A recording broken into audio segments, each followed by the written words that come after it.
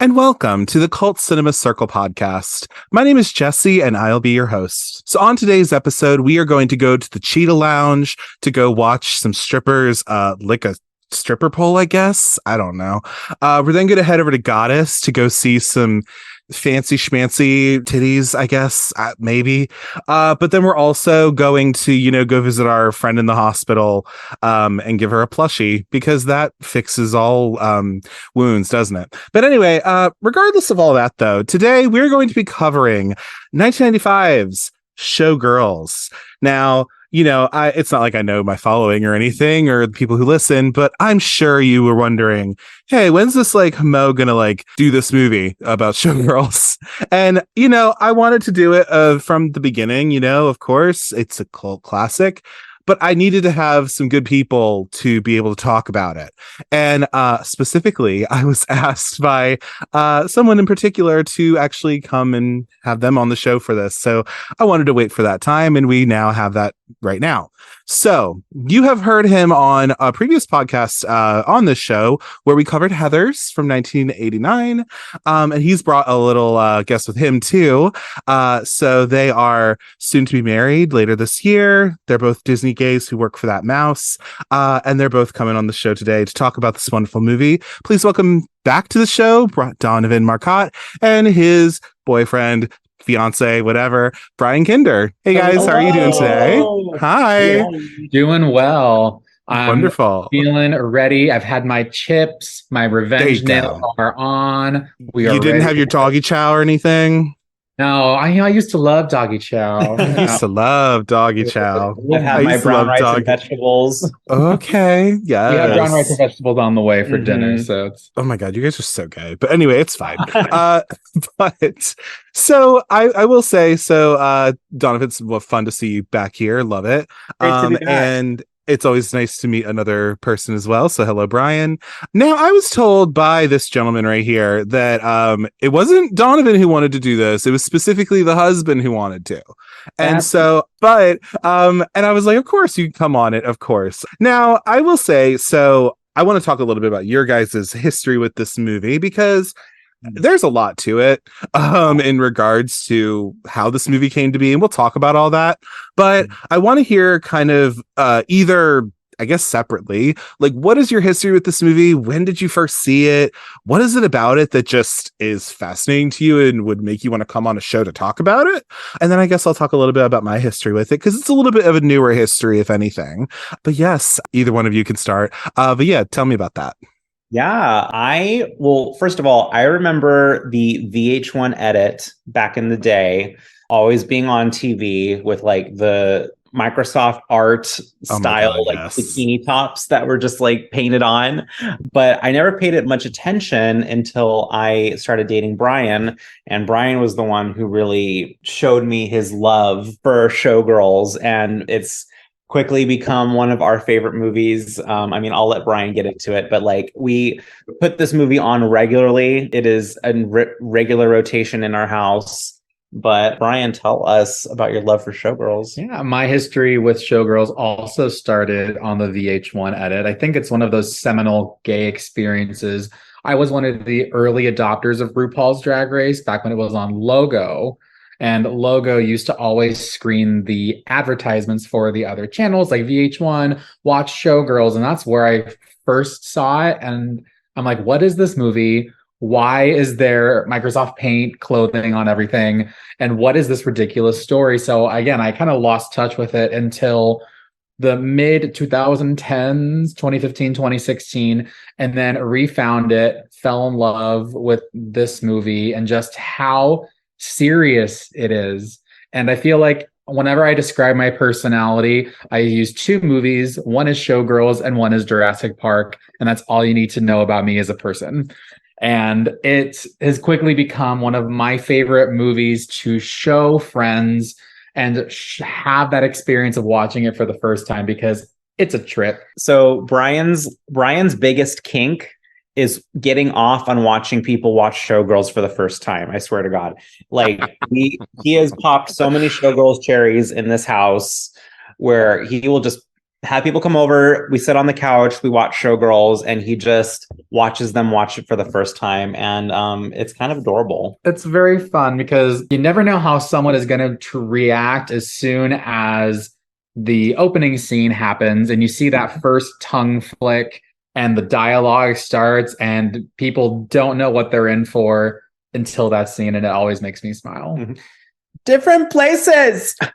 I will never eat God. guys ever the same. With that aggressive ketchup that just spurts out the bottle. Oh my God. So good. And then thank you for being go ahead. I was gonna say, I think we're getting ahead, but like when she is pounding on the car and then she throws up and then she like has a lesbianic moment with Molly, right? And she has to be pulled out of the street because she doesn't know where she is. I don't know, man.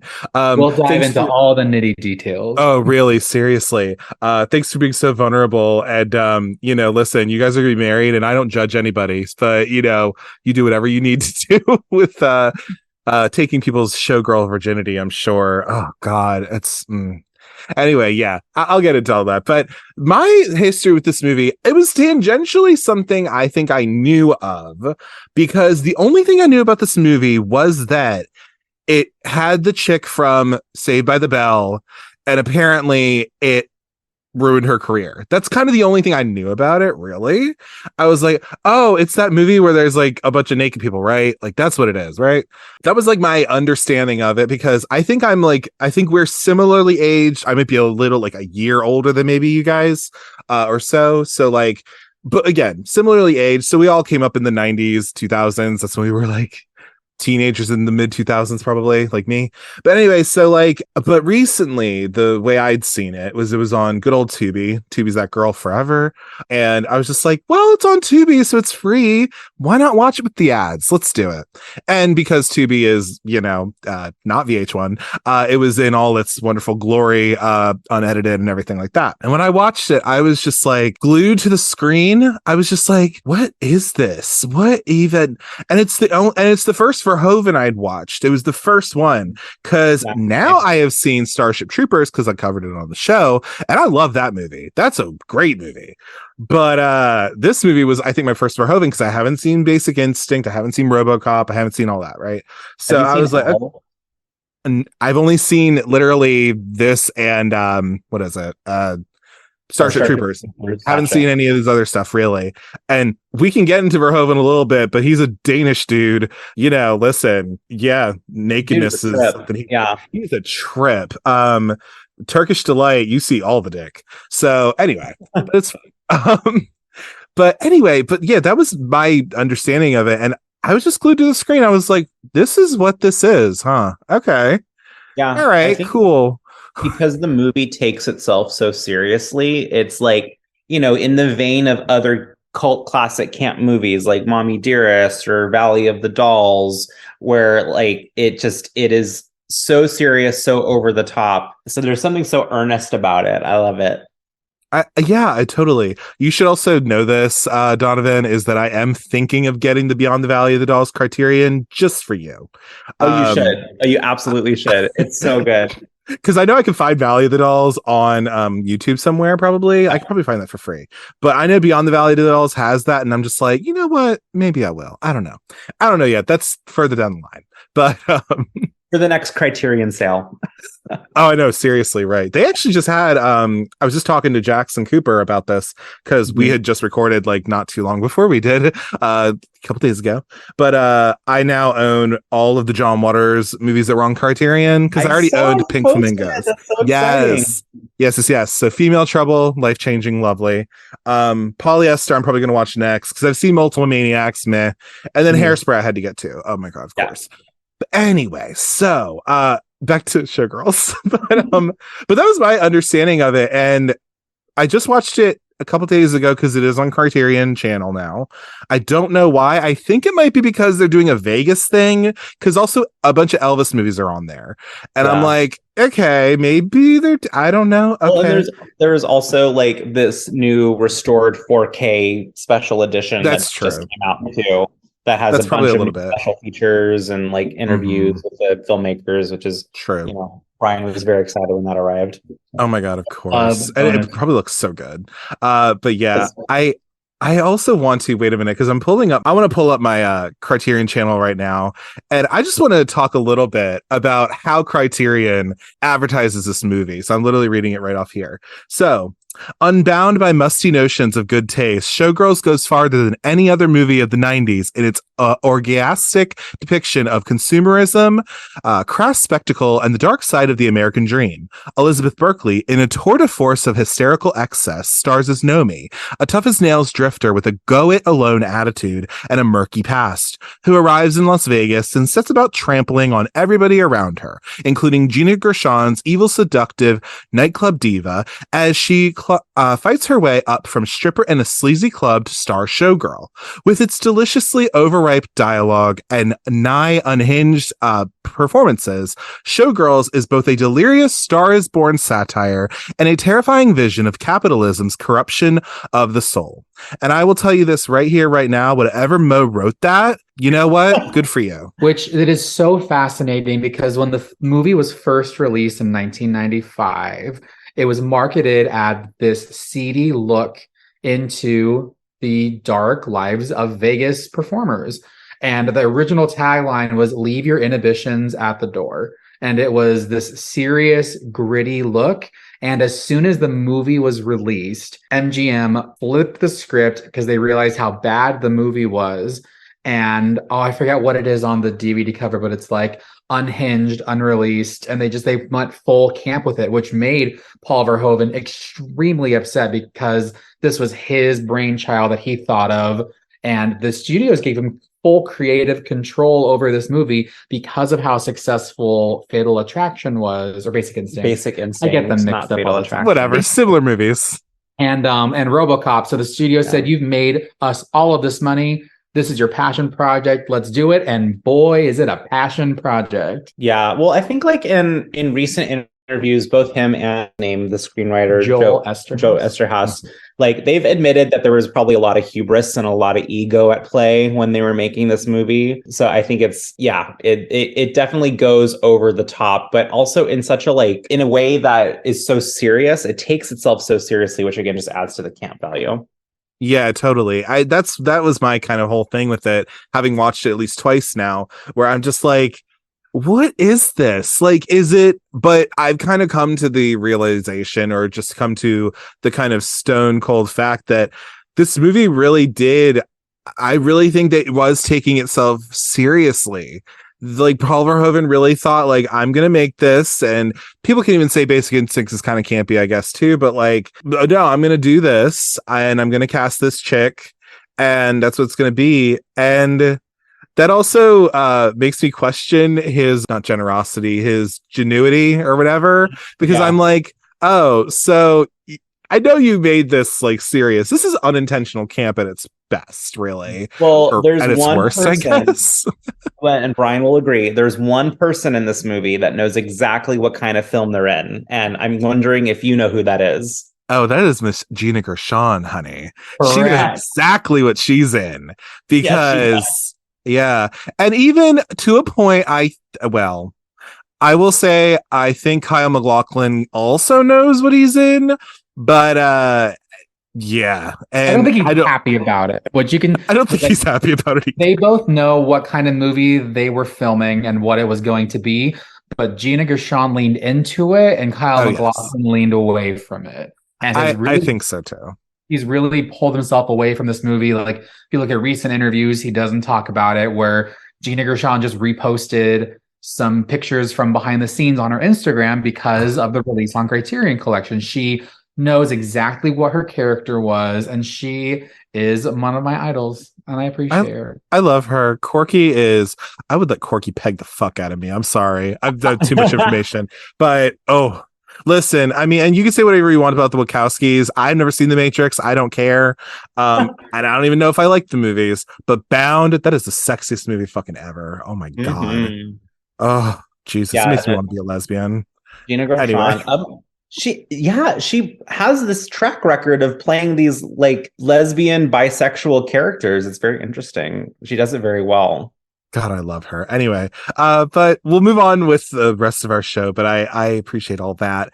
So we'll go over some figures and then also talk about some of the production history of this movie. So, as you stated before, this movie was directed by Paul Verhoeven, who had previously done Basic Instinct, RoboCop, things like that, came from Denmark or Europe, really, where he had already had kind of a career anyway in film. Also, this is written by Joe Eszterhas. What else did he write except this? I'm trying to remember. He wrote Basic Instinct too. He did. Yes. So that's him. And then you have Alan Marshall, Charles Evans, and Mario Cassar as our producers of this film. This was released September 22nd of 1995. So when you're hearing this, it'll be beginning of this September. So we're in at least the month of the release. And girl, it's coming up on it is coming up on its 30th in 2 years. I'm like, this is crazy. That'll be a moment. We're looking at a budget of about $40 to $45 million, depending on who you ask. And then really, I see that we have a box office of about 20 million in the States and Canada, and then about 20 million, I guess, worldwide, I'm guessing. But the crazy figure, the home sales for this movie is ridiculous. And Blockbuster and all these movie rentals made $100 million in rental. Yeah, it did. And then we'll get into that too, of like the different versions that came out and everything, because it gets interesting. And then we have a 23% on Rotten Tomatoes and a 37% audience score. Apt. And then a 5 out of 10 on IMDb, and then a 3.2 out of 5 on Letterboxd. That's not bad, honestly. I know, and I think it mostly is because of people being ironic, which, you know what? Fair. That's totally fair with this movie. And we have our cast of characters. We have Elizabeth Berkley as Nomi Malone, Kyle Maclachlan as Zach Carey, Gina Gershon as Cristal Connors, and then we have Glenn Plummer as James Smith, who's the guy who is going kind of after Nomi, trying to get her to be in this dance of his. Our best friends, that's his favorite character, and he quotes him all the time, and it makes me laugh. I have a problem with pussy. Always have, always gonna. Oh, Jesus. Everybody got AIDS and shit. Oh, Jesus. Anyway, Robert Davi as Al Torres, the owner of the strip club that Nomi worked at. And then Gina Rivera as Molly Abrams, who we can also talk about if we want to as well. And then some other folks we have. So we have Lynn Tucci as Henrietta Mama, who is like the vaudevillian. Yes. You're the only one who could get my tits popping right. I love her. Fun little fact, if you don't already know this, but she this was like her debut, kind of. I don't think she'd ever really been in anything before. And she then went on to be one of the prisoners, I guess one of the Hispanic prisoners in Orange is the New Black, which is kind of fun. And then we got our good old Mo, Patrick Bristow, who plays Marty, who is, what the fuck is he? Is he like because we have I guess, yeah.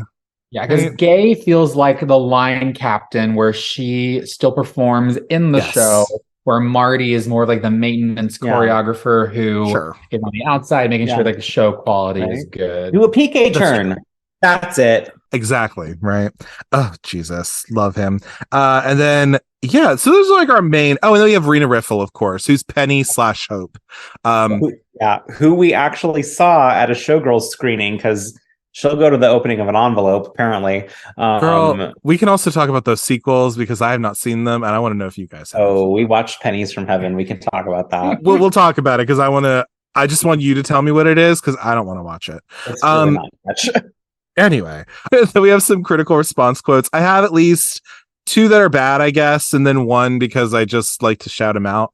But Jason Bailey from Flavor Wire says, the thin, terrible people of Showgirls are equally loathsome. You don't have a rooting interest in Nomi or her dream. And as a result, Showgirls is a 131 minutes of watching trashy, vapid people being terrible to each other. Okay, Jason, that's fine. Like, yes, that is what this movie is. And then Jay Boyer from Orlando Sentinel. One thing I'll say for Showgirls, it's educational, but sadly, it isn't much else. And then we have the one and only Trace Thurman from the Horror Queers podcast, who does state, this is a camp masterpiece and don't let anybody tell you otherwise. Okay, Amen. That's fine, Trace. Like, I'll second it. But yeah, so that's what we're looking to in terms of like just the figures and stuff like that. But we can get into a little bit of production history of this. Now, as you all just stated, so Verhoeven had carte blanche because he had made a lot of money for this studio. I guess I don't know what those studios were. This was MGM who released this. Yeah. So I don't know if MGM also released those other movies, but pretty much they were like, you know what, you can do whatever the fuck you want because you made us a bunch of money. Great, lovely. So apparently Eszterhas, who again wrote Basic Instinct, he came up with the idea of Showgirls while he was on vacation in Maui, Hawaii, and he just like pretty much wrote on a napkin his idea of this because I guess he had said that Verhoeven told him that he always liked big MGM musicals. And why don't we do something like that in Las Vegas? Why not? I wonder how much coke he was on while he was writing this movie. I really do. Like, I wonder that too, because I'm just like, what? So he was given, all right, yes. Our brown rice and vegetables are here. 1 second. That's fine. Love it. So we're gonna talk about your husband and everything like that too while he's not here. But it's fine.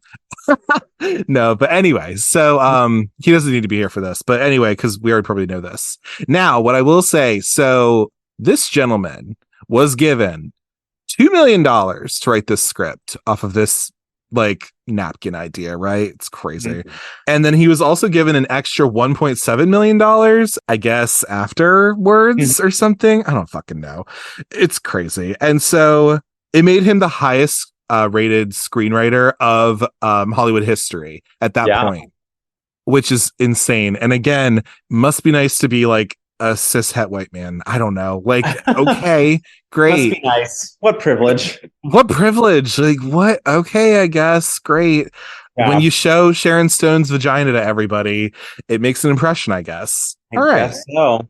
I guess so. And then Verhoeven deferred 70% of his $6 million director's salary, depending on if it would make a profit or not. And he lost out in that, I think. Sure did. He sure did. But yeah, that's pretty much what happened. Like, honestly, you didn't miss much, Brian. It's fine. But anyway, so Eszterhas is quoted as saying, though, I wrote Showgirls at the single most turbulent time of my life. And he also says the stuff I've done since has had more warmth, more humor, and is more upbeat. So I'm like, all right, Eszterhas, that's fine. Do you all know what he wrote afterward or anything like that? I don't have it off the top of my head or anything right now.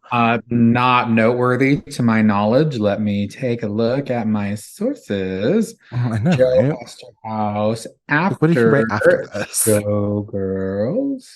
We're doing the research and development afterwards. He did. Oh, shit. Shade. He did One Night Stand in 1997. Interesting. Uh-huh. He was basically downhill after Showgirls because before Showgirls, he had Basic Instinct. He wrote Flashdance. He wrote Flashdance. He did. Wow. I just saw that. Huh. Oh. Huh. He's lying out of his ass then. Like, what the hell? Anyway, so whatever. But yeah, so all right, they give him carte blanche to be like, all right, let's make this movie, right? Mm-hmm. So he's like, let's do this casting and everything. This is only how much I found out, really. Before Elizabeth Berkley was cast on this movie, she was in a little show called Saved by the Bell, which I don't know if either of you watched. I don't know, really. I didn't. Not really. No, it was a little before my time, if I'm being honest. A little bit, yes. Yeah, I was more of like a Full House kid, I guess. For sure. But then I also think that show's trash and Boy Meets World is a way better show. But anyway, you know. But would you like to hear who else was on the docket for No Malone though? On the chopping block, yes. On the chopping block, and if you have any other of them as well. So apparently Pamela Anderson, who apparently is in this movie somewhere, she apparently that's what Wikipedia told me, that apparently she is at the party, which near the end of the movie, I guess. Okay. I believe it. Drew Barrymore, apparently, which I'm just like, okay. I mean, she would have never. She would have never. Are you kidding me? Angelina Jolie. Maybe these were also people who like, they were like, oh, let's throw this out. Yeah. Vanessa Marcel, who I don't know who that is. I'm sure I could put a face to a name, but whatever. Jenny McCarthy. Oh, hell no.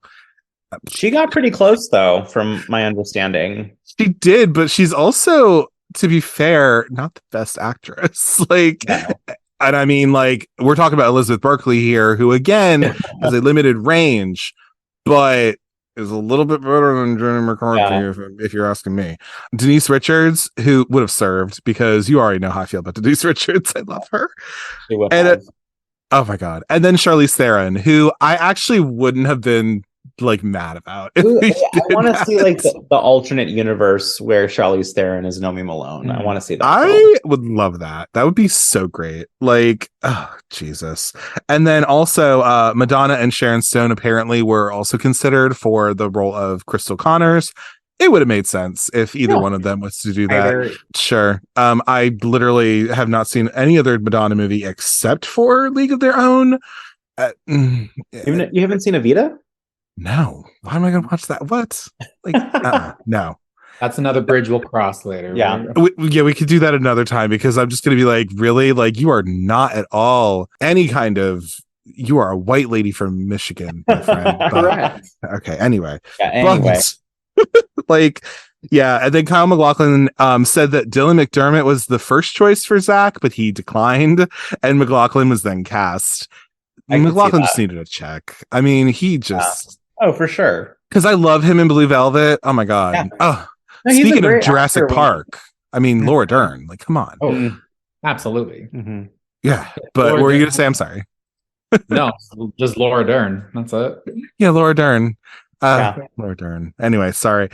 This is not a Laura Dern podcast, although it could be. Anyway. But he recalls that this was a decision that was sort of a tough one for him to make, but he was enchanted by Paul Verhoeven. He seems kind of charming, I guess. It's the European of it all. Particularly RoboCop, he loved, so that was great. And it was Verhoeven and Eszterhas, and it was like, this would be dark and edgy and disturbing and real. And, well, you got some of that to a point, but I don't know, man. Anyway. But apparently, so Eszterhas and Verhoeven, as you stated a little bit earlier, Brian, that like they wanted it to be like kind of gritty and real. They apparently interviewed over 200 Las Vegas strippers and incorporated parts of their story into the screenplay to kind of show the exploitation of strippers as a whole in this kind of industry, something like that. And then also Gina Rivera has also said that the rape scene was traumatic that she did. We could talk about it till we get there, because I hate that scene. Yeah, try and talk about the scene. I always skip it because it adds nothing, because really Molly is the most pure character, and just the fact that they chose that character to have that happen to, it sickens me to my stomach, and I can never watch that scene. So we always skip it. And then all of a sudden in the hospital, I just pretend she fell down a flight of stairs. There you go. We could talk about it a little bit further. We just cut to the scene of her doing her revenge nails and putting lipstick on her titties before she kicks Andrew Carver's ass. Yeah, exactly. It adds nothing to the movie, and I think that's another reason why they Paul Verhoeven and Joe Eszterhas wanted it to be gritty. It's like, oh, this is real. This is what happens. Like, we don't, sometimes reality is not what we want. No, they don't. And yeah, anyway, we can get all into that, because we're also, I mean, for the record, we're all three gay men. So, I mean, we are not women, and I do not have that experience of like what it's like to be a woman who has dealt with sexual assault like that. But it's just not great.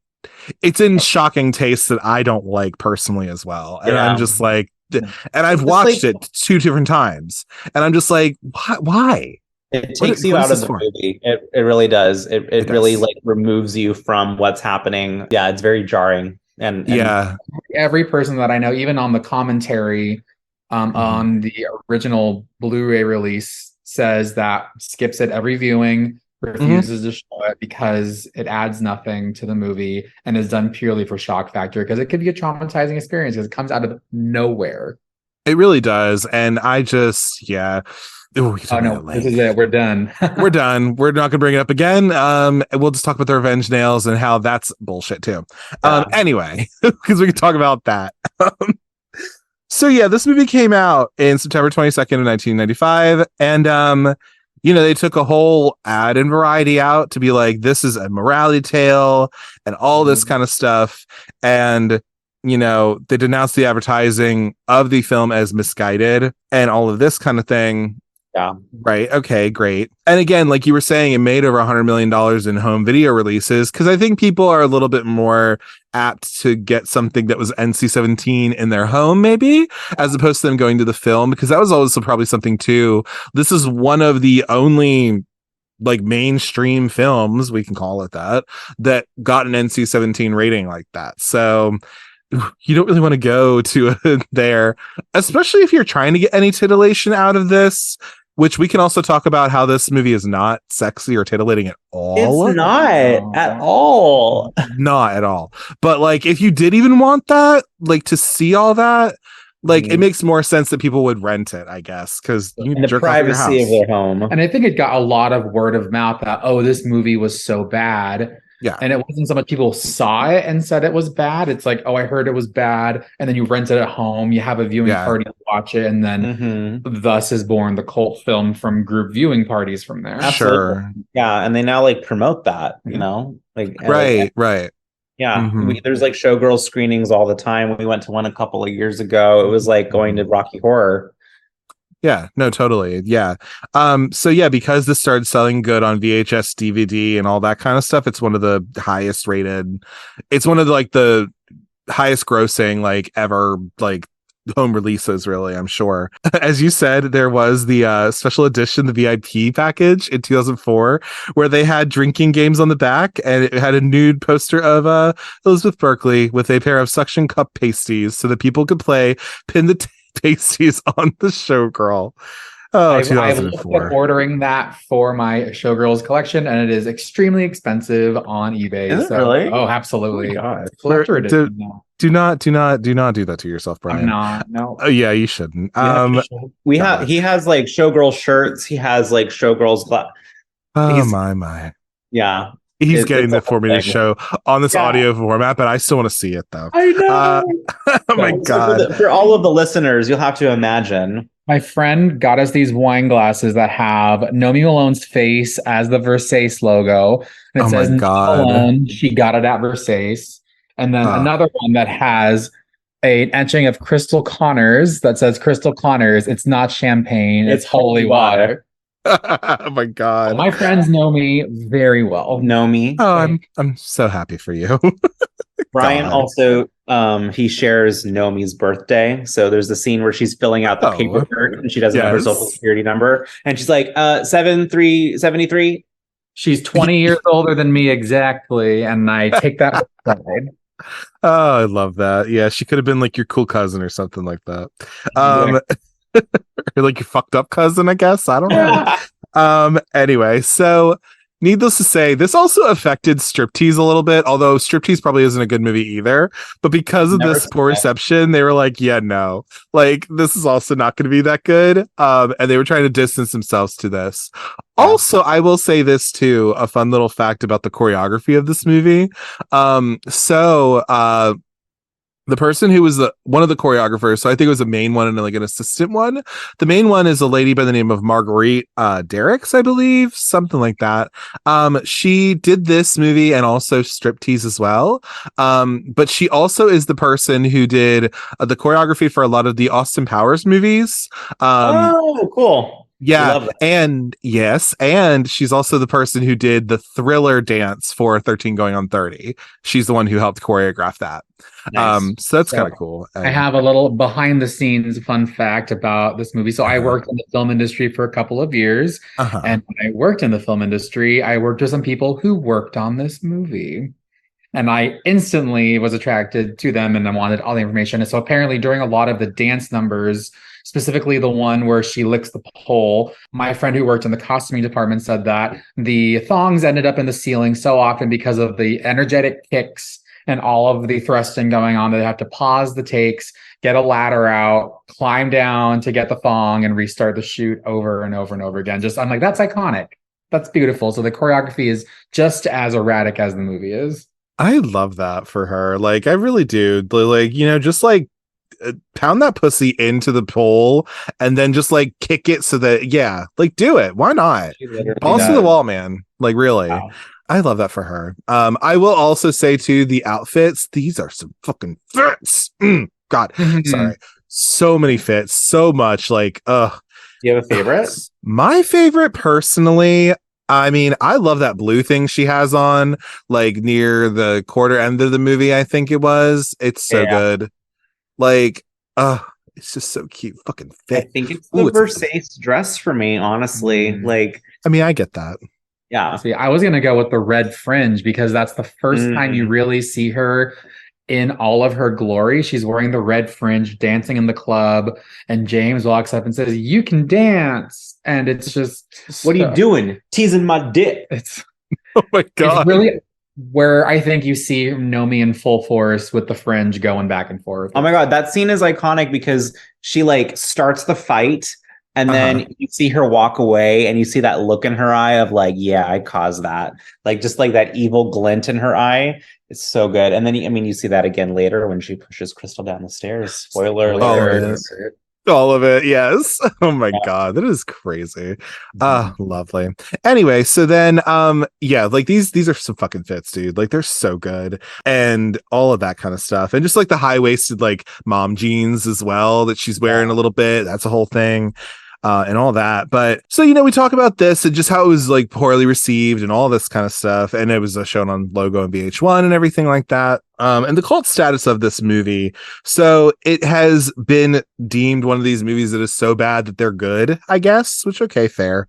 According to a writer, Naomi Klein, ironic enjoyment of this movie initially arose among those who had the video before MGM capitalized on the idea of it. So they noticed that it was performing well because trendy 20-somethings were throwing Showgirls irony parties, laughing sardonically at the implausibly poor screenplay, and streaking with horror at the aerobic sexual encounters. And this is also embraced by the drag community, with drag queen hosted screenings becoming an ongoing tradition. Most famously was done at Midnight Mass with Peaches Christ over in San Francisco, which of course, why wouldn't she do that? But yeah, I mean, it's a midnight movie. It's been played like Rocky Horror or like Priscilla Queen of the Desert and stuff like that. Oh, and then also it's heralded as one of the best bad movies, a camp classic in the vein of Beyond the Valley of the Dolls. That's what I have in here. Speaking of Beyond, Roger Ebert gave it like a pretty decent review also. He was like, yes, it's a bad movie, but is it entertaining? Absolutely. I'll give him that. Yeah, it is entertaining. I was interested for the 2 hours and 11 minutes. That's the other thing about this movie. It's way too long. Oh, it's way too long. Yes, it does have some pacing issues, but sometimes you just can't look away. And I mean, honestly, yeah. Ooh, do you have a favorite dance number? Oh, that's a great question.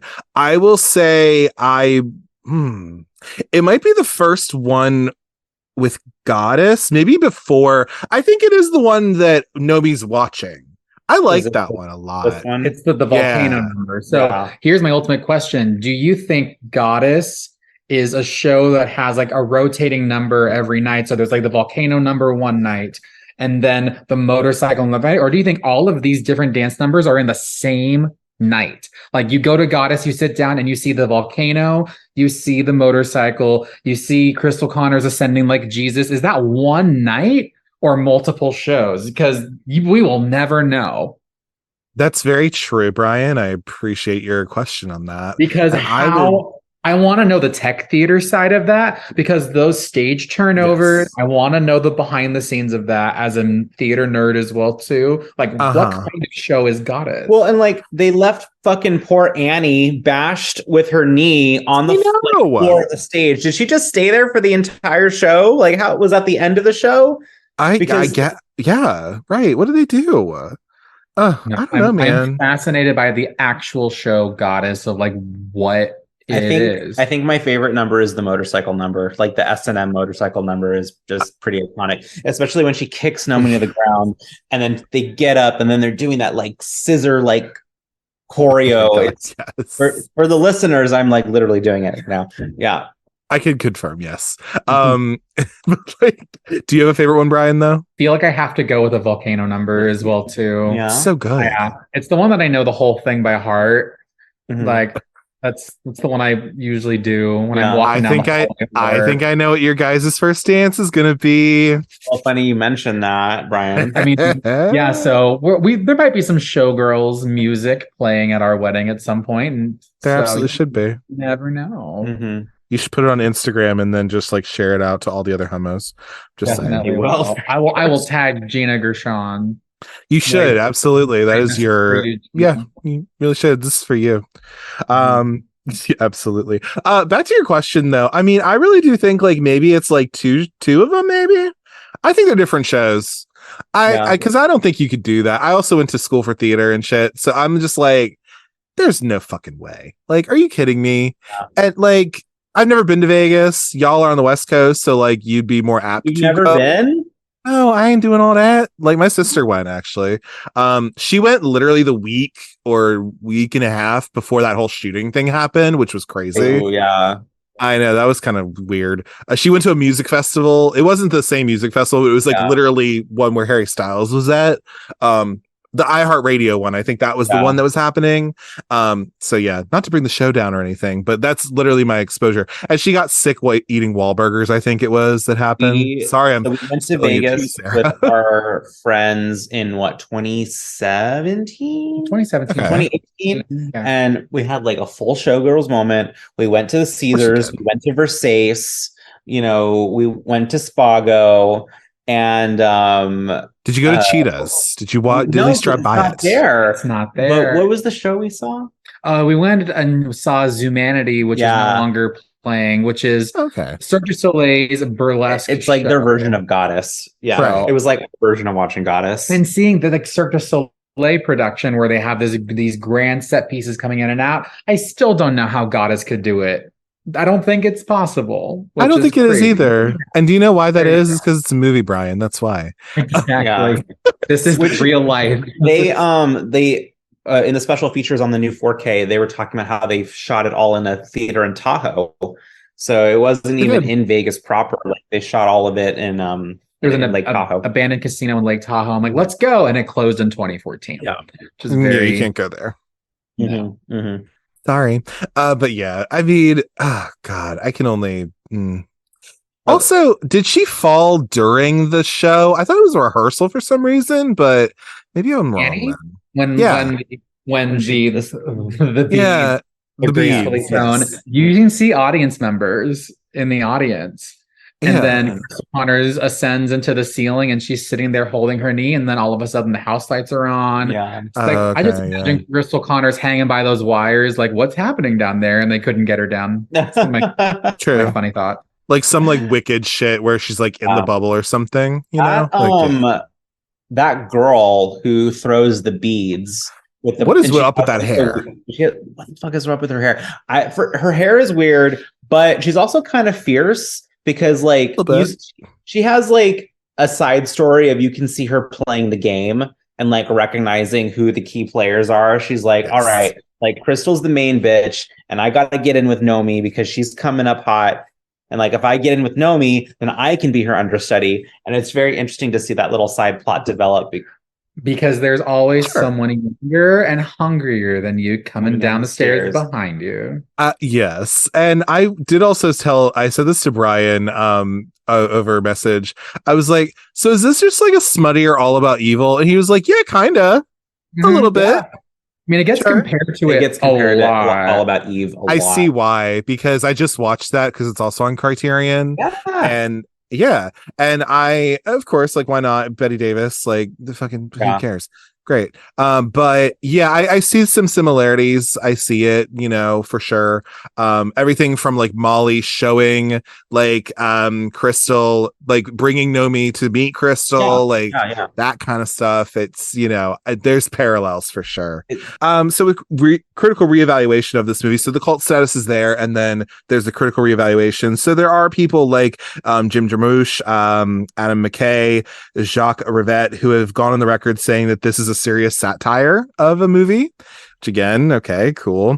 Jacques Rivette said it's one of the great American films of the last few years, though very unpleasant. It's about surviving a world populated by assholes, and that's Verhoeven's philosophy.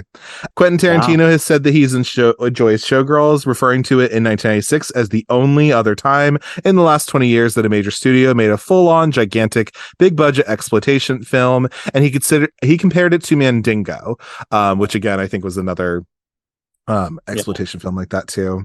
It's been compared to 1950s All About Eve as a remake, update, or ripoff of that film. Not completely. There are little things, but it's a totally different story. It's similar but different, right? It's similar but different, yeah. And then also Jonathan Rosenbaum, he is quoted as saying, Showgirls has to be one of the most vitriolic allegories about Hollywood and selling out ever made.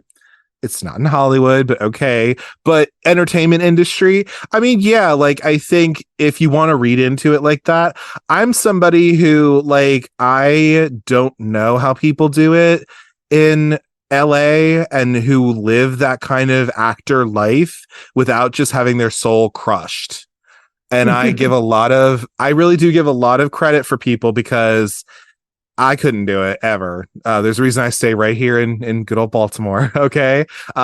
Because it depends on how you do it, but like, not to get super deep, if we want, but like, yeah, when you go to a place like LA, that city can eat you up, chew you out, spit you out, everything like that.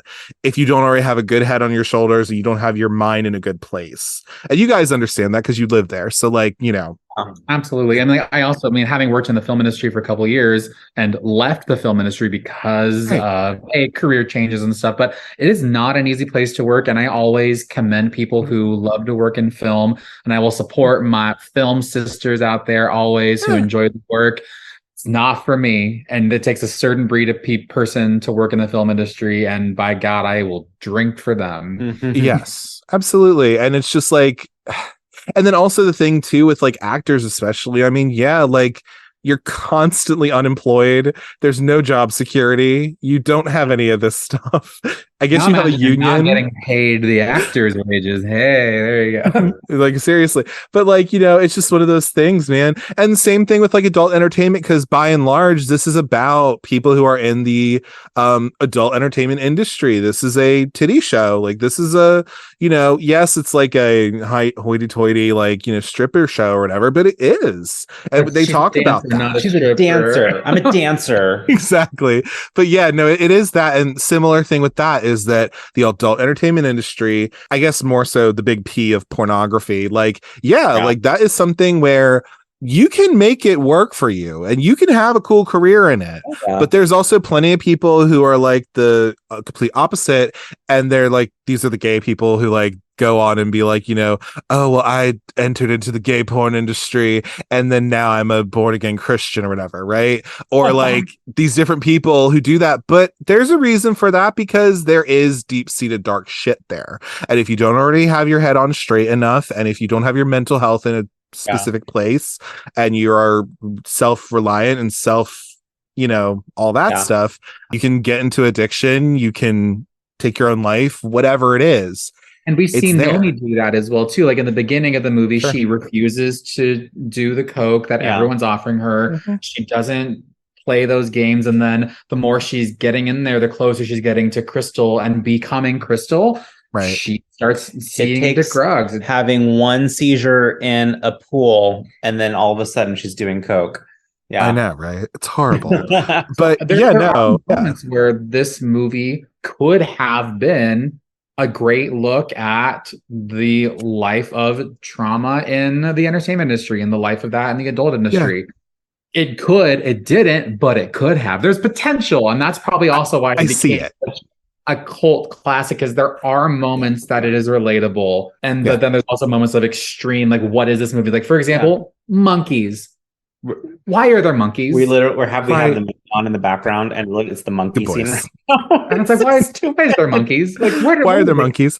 What kind of fucking stage show lets your kids be back there with you? Are you fucking kidding me? Oh, I love it. Because it also, I think the only reason they were there. I want to see the monkeys. They were just there to help show the tension between Annie and I don't know her name. Braid friend. Braid girl.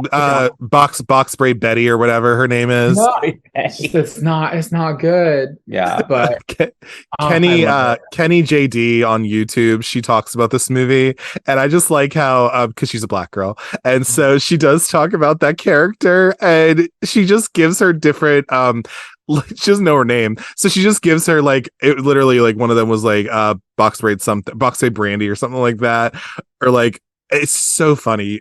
Please watch that video if you haven't already. It's very funny. Because again, she just like keeps talking about this lady, and she's fascinated by the movie. I love that for her. But yeah, I'm just like, yeah, why do you have that hair? Like, you are a white woman, and I don't know what you're doing, but okay, fine. Weird. Anyway, but yeah, so have you all seen the movie or the documentary You Don't Know Me at all? Have you watched that? Absolutely. Oh, of course. What were your thoughts on it? I kind of want to know. I love it. I mean, I think any look back at this movie to see how it was released and then what it's turned into now, like it's the underdog story. And like, so I felt like You Don't Know Me was just showing how this, especially for Elizabeth Berkley, that she was destroyed and her career was ruined, and now she's reclaiming it back. And it's like that underdog story of like, you can take this horrible experience for her and then make a treasure out of it. Like when she went to the viewing at the Hollywood Forever Cemetery and the applause that she got, I hope that was a great moment for her, because to show that how much, yes, her performance is erratic and her performance is out there, but that's not entirely her fault. It's not her fault. She was also directed it is that way. Yeah. So, but just to see how much she has embraced this movie after the fact makes me happy, because I hope she has the best everything in life. I think this movie, I think why the reason why queer people are drawn to it is because there's like that velvet rage factor, right? Like you get to see this woman who is very akin to like other queer icons like Joan Crawford, Betty Davis, Gloria Swanson, and Sunset Boulevard, like these hard women who like are ultimately survivors and they do what it takes to get by. And I think a lot of queer people are drawn to that because it's like a way for them to escape or kind of feel like they've taken some of their power back. They get to see that on screen. Sure. Yeah. And I think also too, like what you were saying, Donovan, I completely agree with that. And then also, even though I don't think it's handled the best in the movie, but I'm sure that there are some women who look at this movie and are like, you know what? Like, I kind of get what Nomi's doing. She has a reason to be pissed. Like, you know, we find this out that like, you know, that she has been. I also love the fact that her literal name is Pollyanna Costello or whatever. Pollyanna Costello. Oh, yes. His father killed mother and then killed himself. Oh my God. Which is so, first off, with Joe Eszterhas, you deserve to go to jail, because Pollyann, like really, are you okay? I see what you're doing, because not that I'm a writer or whatever, but like you're using Pollyann because of Pollyanna, okay? Which, for listeners out there, if you don't already know what Pollyanna is a character in a book that is seen as like kind of this, like, she always looks on the bright side of life and she always has this the ultimate optimist. Yeah. The ultimate optimist. And she has been referenced in different versions. What's an example of a Pollyanna in like a movie or whatever that people would know of? I'm trying to think. I don't know. Example of a Pollyanna in a movie. I mean, besides Pollyanna, the movie. I don't know, like Elle Woods kind of gives me like Pollyanna. That's not the worst. Yeah, that's actually a pretty good, I would think so, because again, she always kind of sees that bright side. I don't know the story of Pollyanna, but like also, honestly, Reese Witherspoon, like I think of Tracy Flick in Election is kind of like a Pollyanna. She is kind of, although I think she's a lot more of like she's more of a shrew, if anything, really. Yeah, but I get what you're saying though, because there is an influence to that. I'm looking on my I'm just looking this up to see like what other things are there. But this has been referenced in other things. So the fact that like Joe Eszterhas is using that as like, because again, somebody says, I'm sure you guys can quote it, of like, you know, you look like Pollyanna or whatever. Because I guess she has a specific way of looking or whatever. It's when she goes to the audition for Goddess and she shows up in like a traditional dancer, like she has her gauchos, her red. It's not a crop top, it's like a red shirt, and everyone else is in like bikinis and thongs and the highest heels. And it's the producer Tony Moss looks up and says, "Hey, Pollyanna," and that terrifies her. And like, oh no, something's going on with Nomi, and we don't know her name is actually Pollyanna. And that would be a prick. Exactly. Right.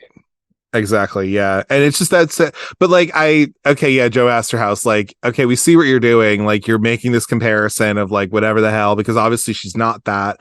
But I'm just like, why? For what? Like, I don't know. It's so weird. Yeah. I just am like, what even is this? But yeah, I mean, we already kind of went over a plot. I don't think we have to go too deep into it. But I guess if I had to ask, because we already talked about it a little bit before, when I did my dramatic reading of what Criterion says that this movie is about, if you had to explain Showgirls to somebody who's never seen it before, I'm sure you guys have an answer to this since you literally show this to people.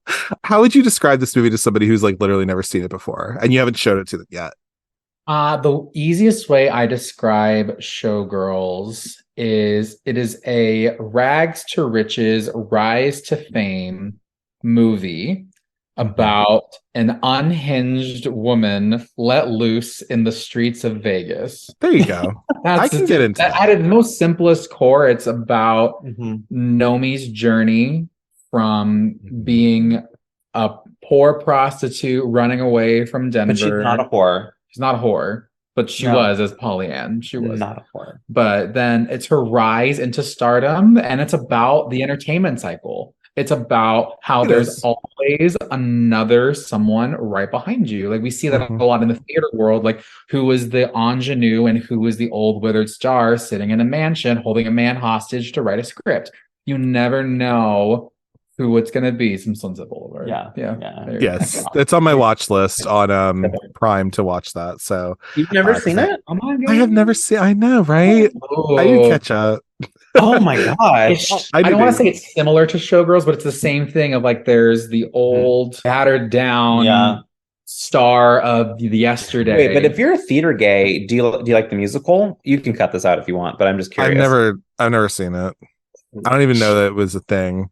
Oh, it's beautiful. Yeah. But then also there's a young ingenue who she's jealous of, and then no one gets pushed down a flight of stairs like in Showgirls. Yeah. But yeah, I would just describe Showgirls as the movie of a girl trying to find her place in Vegas. Yeah. With beautiful nails. She's got drive, she's got determination, you know.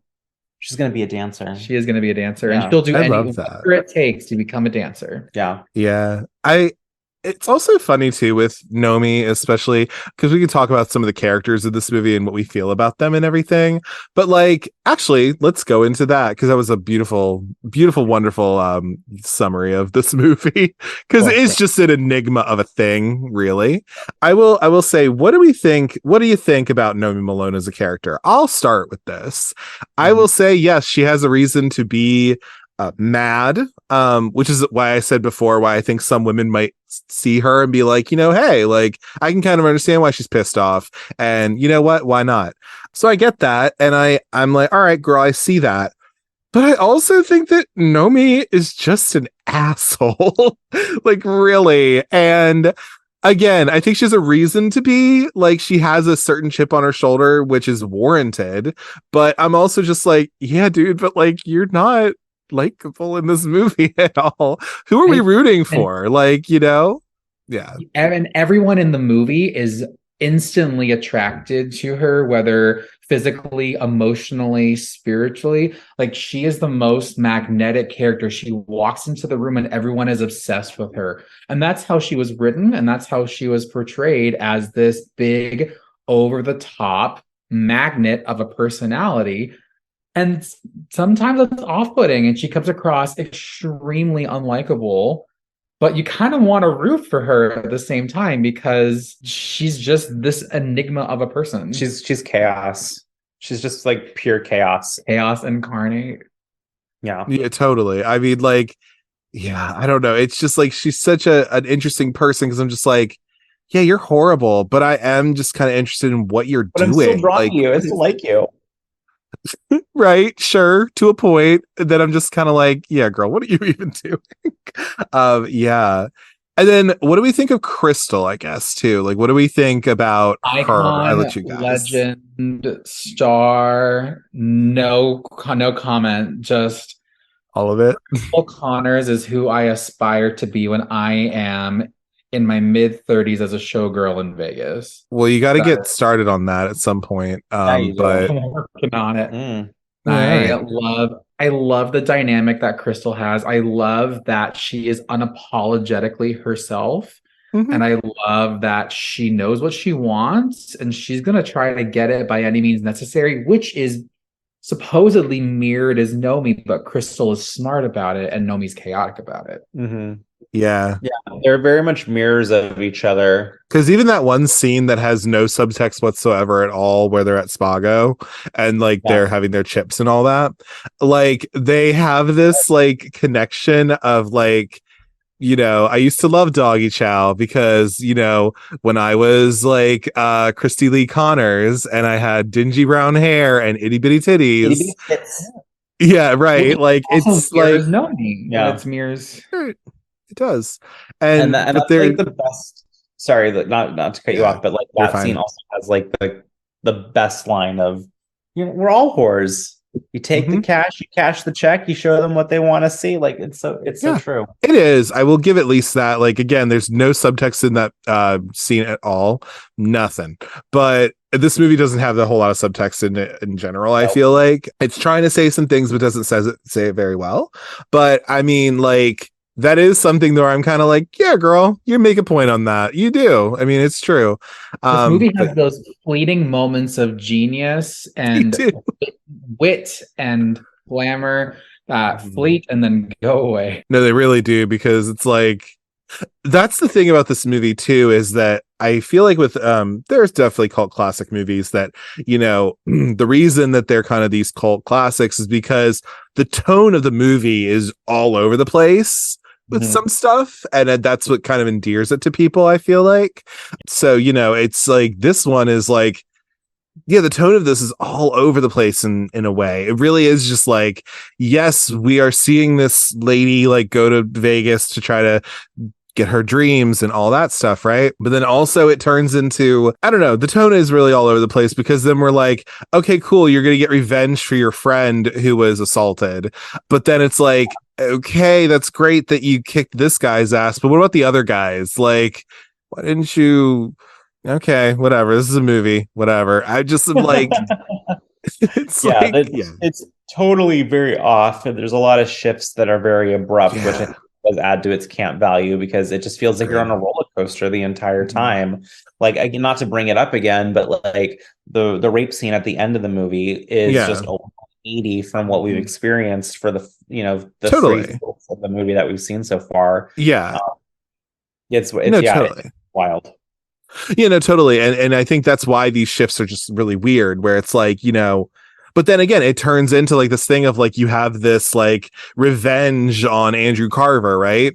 That Nomi enacts. But then I'm like, okay, that's great and everything, but like, and okay, girl, you know, you go girl boss, whatever. Yeah, right. Boss.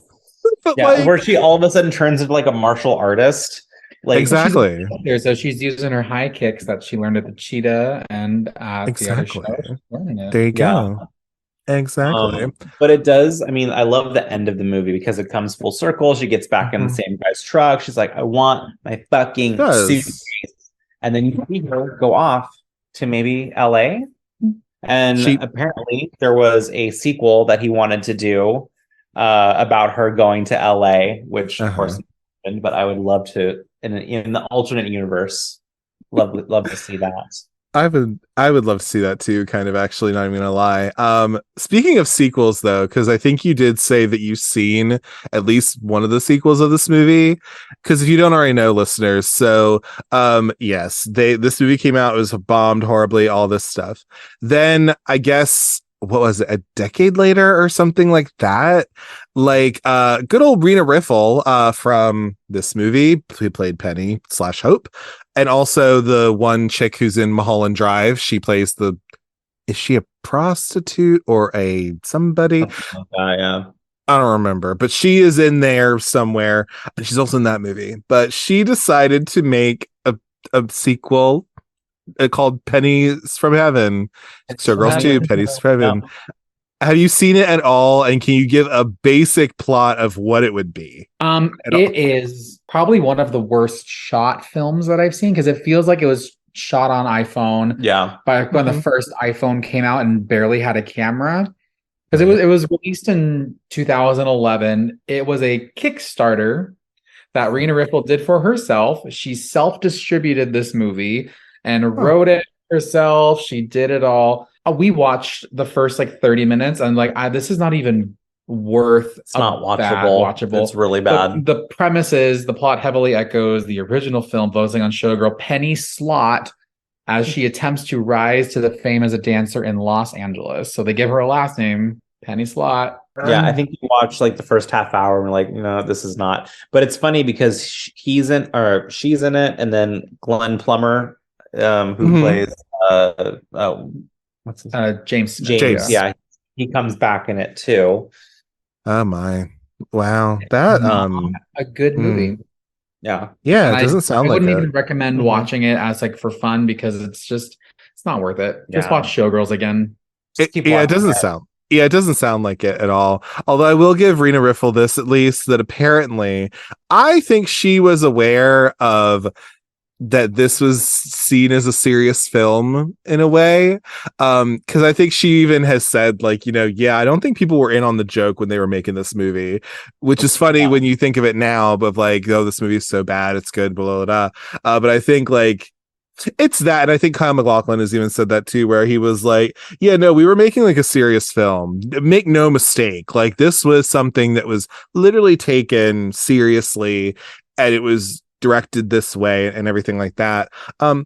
Kind of to go back to what you were saying, Bryan, about Elizabeth Berkley, I really do think like in anything, she really is like, I feel so bad for her with this movie because it really did kind of like ruin her career. And it wasn't, I think, all of her fault that it ruined it. I have heard that apparently her and Verhoeven were romantically involved at the time of filming. And I think that was probably heavily why he chose her to cast in this show as well. I didn't know that. I did not even know that. Yeah, that's what I've heard that's what I've heard. And it doesn't surprise me in that way, really.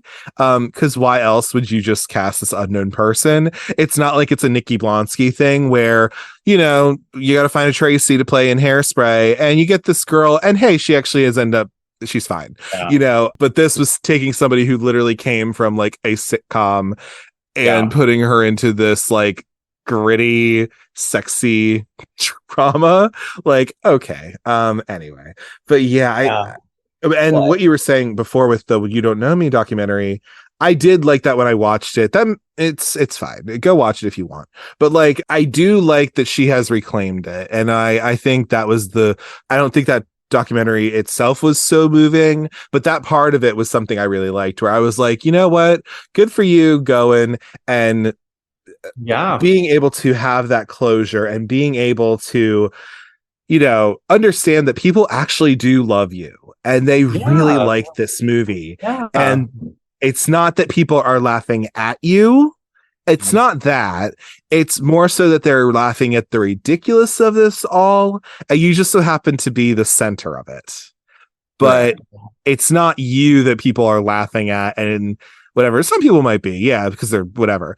But even when I watch it, I'm just like, she's not the worst, really. I mean, and again, like you were saying earlier, she was directed that way. And Verhoeven has at least had the couth to at least say, yes, I had her directed to be this way. So exactly. He has taken full responsibility for this movie. Like when this movie won, I think, was it 15 Razzie Awards, which are the movies. He was the only director to ever show up in person and accept his award in person. Mm-hmm. He's the only person who's ever done that because I think he knew. And he's also leaning into the camp factor to try to sell him more, of course, but he knew what kind of movie this turned out to be. He realized what he had done, and he hasn't, I don't want to say he hasn't denounced the movie and he hasn't supported it. He just knew, he knew what he did, and he's there. Yeah, and I think I'll give him that at least. Like, again, but I could at least say, I'm like, you know what? At least you said that, like, hey, look, it's my fault that her acting is a little bit like this because I told her to be this way. Because overall, I think she's probably a perfectly normal actress or anything. Believe you me, I'm sure there's worse actors than Elizabeth Berkley, to be honest with you. Like, come on now. She does an amazing job in First Wives Club. Like, she exactly. Yeah, she's in First Wives Club. Yes, exactly. I just watched that a couple months ago for the first time. I was like, oh yeah, okay, she's in this. So good. Yeah. Which And is so so funny because it's right after this movie. So I'm just like, oh, okay, she's still in her Nomi a little bit. I like this. Good job. um, so before we wrap it up a little bit more so, I will ask though, do you guys have any kind of and again also with Molly, we were talking about that a little earlier. I agree with you, Brian. I think she is so innocent. And I also don't exactly like the treatment of Molly through the movie. But we can get into we're not going to get into all of this right today, but yeah, just like this kind of sacrificial lamb, also the fact that she is a person of color also doesn't add to it. One of the only in the entire movie. Yeah, there's like literally it's her and James, like literally there's like 3 Black people in this movie, and one of and them, Annie, but it is just, which again I'm kind of like, all right, maybe it was subject at the time, I don't know, but like it is just like it's not a good look. It's not a good look. Yeah. Really isn't. And then also just the idea of like, Nomi going after and getting revenge for Molly, great and everything, but a little too late, sis. I mean, but yeah, and again, I'm also not qualified to talk on the experiences of people of color, being that I'm not one. But again, it's not a good look. It's bad taste, smelly behavior. A little bit. Just saying. But yeah. So that. But do you guys have any particular like favorite scenes that stand out to you? I know we kind of mentioned them throughout, but anything that you particularly, I know movie, it's like just a treasure trove. I would say like the lap dance that she gives to Kyle Maclachlan while Christian Connors is watching, that song that plays. Also the soundtrack kind of slaps in this movie. Partly. Yeah, I love the Susie and the Banshee song that plays at the end. And I would say that scene. I would say the other scene where her and James are doing the dance together, and she's like, "I'm on my period." Check. He's like, "I got towels." Yeah. Oh God. My favorite scene in this entire movie, I can tell you exactly what it is the scene after the original audition for Goddess, where she runs back and she's sitting on the chair. Cristal walks up and Nomi goes, "You got me at that audition, didn't you?" She's like, "Why, yes, darling, I did." And that whole back and forth encapsulates the movie as a whole, but it's the most dramatic sniff I have ever seen in a movie, where it's art. It is why I love this movie so much, because it is directed and acted so seriously, but it's just so over the top. And I think it perfectly, if I would to show someone a clip from this movie to describe what this movie is, I'd show them that scene, that 30 seconds of that little back and forth interaction. And a little sniff. Yeah, sure. I can get into that. I would say one of my favorites, I mean, just from like having watched this at least twice now, I must say that I do like the scene where it's after Crystal's been thrown down the stairs. Yeah. And I like that whole scene where Molly is pretty much just calling Nomi out on her shit. I just like it because I think it's the best that Molly has in this movie, really. I just think it's great because she's just like, girl, I see right through you. Yes, I might have let you in my little trailer after just meeting you. Okay, that's whatever. But I also can see that, like, you know what, like, what's up with you, girl? Like, what's going on here? Like, you pushed her, didn't you? Like, I mean, just that whole thing. I'm just like, you know what? You tell her, Molly. And that's also where you have like the literal, because again, she leaves or whatever, and then you just have that close up of Nomi's face, and it's like it's so evil. It's so evil and crazy, and I'm just like, okay, but that whole scene to me, I'm just like, all right, like that's a nice dramatic moment. I appreciate that. That's good. Gina Rivera, you did that thing. Good for you. I appreciate that. I also really love the final scene between Nomi and Cristal in the hotel room. The hospital room. The hospital. The hospital room, which it's dressed to look like a hotel room with all those flowers. Literally. But just again, Gina Gershon knows what movie she's in. It's Like, why don't you come over here and give me a big kiss? Just like I got a real nice settlement. It's Oh my God, yeah. I think that is the perfect way to wrap up the movie. It's closing that loop Yeah. of the ingenue taking over for She puts on the cowboy hat. Hi, darling. But it also ushers the way for Nomi to go on to live her life. And I think that the movie wraps up very nicely in that sense between the Cristal and Nomi storyline. Which I think if it would have stuck to just the Cristal Nomi storyline throughout this entire movie, I think it would have been a whole different outcome. I think so too. I think if they just had that, because then it really could be like this all about Eve story, like really, and whatever, even though again, it's not a remake of it, but still I'm like, you could get into that. And that's very interesting.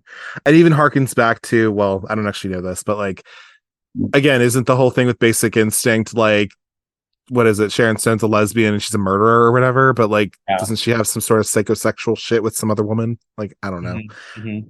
But yeah, I mean, this movie is just like, do we have any closing remarks on Showgirls before we wrap all of it up, though?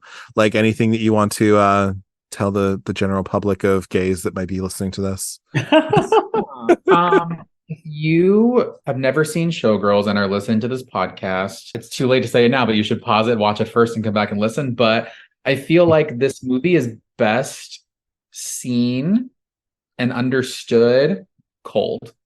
Go in with no information. You might have heard about it, but because it lets you kind of create your own thoughts about it and how ridiculous it is, and finding your own thoughts and enjoying the movie from that cult perspective. Like, I rewatched it when I first revisited it back in like 2015, 2016, because I heard it was a cult movie and I saw it on VH1. Didn't really remember it, but then rewatched it and just had a good time.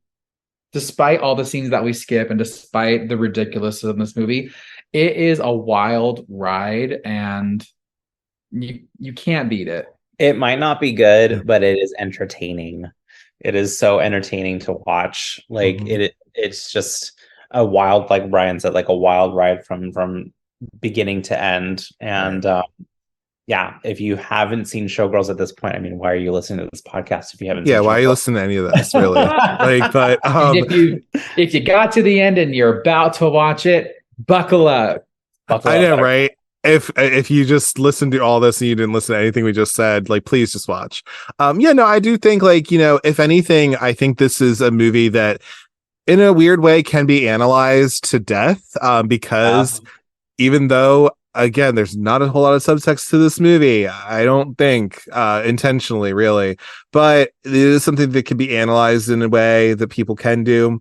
And I do think it is an interesting conversation on camp as well, because I think there is that element to this, because I was thinking about this too. Like, how do you make a movie? Not that it's going to be the same thing, hopefully, but like the Barbie movie that's coming out this month that we're recording. I know, right? But like, I'm just hoping that movie is like super fucking campy, because how else do you make a live action Barbie movie without it being campy as shit, right? So like, it looks like it's going to be. Yeah, exactly, right. So like, but with Showgirls, like, how do you make a movie that is about showgirls, like these Vegas showgirls, all this, and not make it like somewhat campy? Like, there must have been a little bit in there, because it's like, how do you make this, right? About like strippers and like people who work in this industry. But again, I think most of this is kind of unintentional camp. But I think there's about a little bit in there where it's like, yeah, we knew a little bit what we're doing, because how the fuck could we not? You know what I mean? But yeah, I think there are conversations to be had with that, and just why this movie doesn't work as a whole, what happened with it and everything. But yeah, no, totally. I think, and also talking about how specifically, because we're both we're three gay men here, but like, why the LGBT community took this on, and we're shepherding it almost 30 years later at this point. But there is some stuff of why that is. Yeah. There's just something about it that just it just connects. Yeah. I think so too. And again, it comes back to what you were saying of like, this outsider is just she ends up getting what she wants, really. And that's great. And isn't that what really anybody would want? But I think specifically we are, as gay people, we are attracted to tragic heroines, tragic anti-heroes, whatever you want to call it. So yeah, I definitely think there's that. But you guys, this has been a wonderful conversation. I'm so glad to have had it. And I'm still thinking indulging my Showgirls. Oh my god, obsession. It's been so exciting. Yes, I'm actually thinking a little bit too. I've had you guys on, and I think I might want to try and get somebody else's perspective on this too, as well, to add into this. Showgirls 2, Electric Boogaloo. Yeah, that too are just like I was talking to Jackson Cooper about this because we just recorded not too long ago. We were like, it's going to be a symposium of Showgirls, right? I would love to have that, because I think like you two have your own kind of thoughts on it as well. I'd also just like to also maybe hear, as along with this episode, to be like what other people think of it. And I don't know, it'd be interesting. But I've always wanted to do that. I think that'd be really cool. Like to get a bunch of gays together to talk about Showgirls or whatever else is on your agenda, because like how often do you have the opportunity to talk to people who love film the way that we do? And I know, right? Yeah, no, we should do that. And I don't know, it might be a symposium, who knows? But no, we're gonna think of that. But anyway, so if you would like, you can plug your social medias here if you want anybody to stalk you or whatever. So please do so if you'd like. Sure, yeah. If anyone's curious about my life, you can follow me on Instagram. It's at DonovanJM, DONOVANJM. I'm good. That's fine. Brian doesn't want anyone to follow him. You can follow me. Yeah, follow him. And then because I actually follow both of you on Instagram, and I always like some of the little stuff you put on. I will say, Brian, when I'm following your page, some of the memes that you share are pretty fire. I do like during the pandemic, I became a meme queen, and I made that my whole personality on Instagram. Yeah, I love that for you. And there are some good ones. I particularly like how you are just like the surprise Pikachu at all given moments in time. Yep, I appreciate that as well. Mm-hmm. Yeah. Anyway, but thank you all so much for coming on the show, and I'd love to have you guys back if you ever want to. And thanks so much. Thank you. Anytime. As always, if you'd like to get in touch with me, you can do so at cultcinemacircle@gmail.com. If you'd like to give any movie recommendations, give feedback on the show, or if you'd just like to say hey, I'm open to all of it. You can also follow the show on Instagram at cultcinemacircle and on Twitter at cultcinecircle. I tend to announce the movies that I'm going to be covering and just interact with people on there if they want. You can also follow me on Letterboxd at Jesse, Jesse, Kremp, Kremp, all one word. On that platform, I tend to log the movies that I watch. I write little stupid reviews about them and just general foolishness over there. Be sure to rate, comment, and subscribe to the Cult Cinema Circle podcast on your podcatcher of choice, whether that be Apple Podcasts, Google Podcasts, Spotify, or wherever you get your podcasts. I'm pretty much on all of them. Be sure to leave 5 stars and a 1 to 2 sentence review about the show so we can grow the audience and then just spread the love all around. Be sure to tune in next week to the Cult Cinema Circle podcast, where I'll be covering 1987's Dirty Dancing. Expecting the usual tedium that accompanies a summer in the Catskills with her family, 17-year-old Frances, baby Houseman, is surprised to find herself stepping into the shoes of a professional hoofer, and unexpectedly falling in love. As always, thank you for taking the time to listen to the Cult Cinema Circle podcast, and remember, there's always someone younger and hungrier coming down the stairs after you. Take care. Bye.